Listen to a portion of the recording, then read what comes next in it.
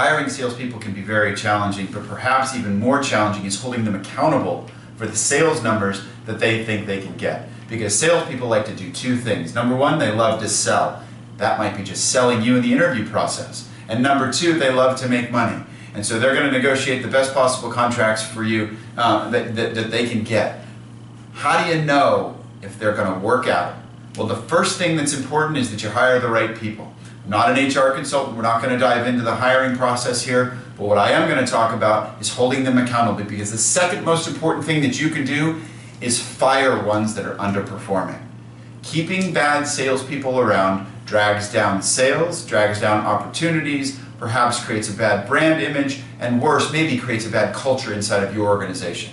Accountability with salespeople is paramount, because nothing happens until somebody sells something in your organization.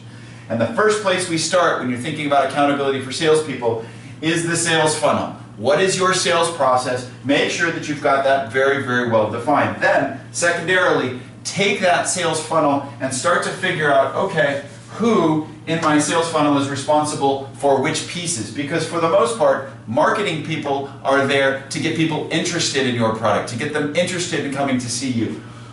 Salespeople are there to close that interest. They're there to get people to sign on the dotted line. Sometimes those are mixed, and one person does both, but oftentimes they're separated out. So let's separate this out. This level right here is marketing.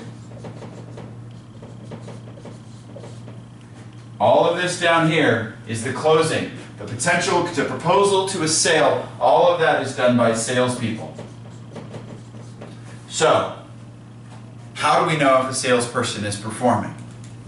Well, we've done our sales funnel. We have our conversion rates.